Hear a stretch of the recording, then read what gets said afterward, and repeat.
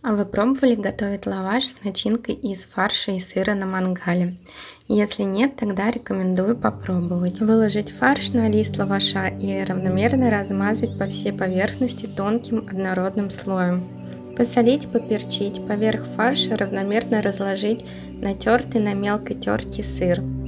Свернуть лаваш с фаршем в тугой рулет, начиная с узкой стороны. Нарезать рулет на кусочки. Жарить лаваш с начинкой из фарша и сыра, часто переворачивая, чтобы фарш как следует прожарился. Во время жарки рулетики станут золотистого цвета.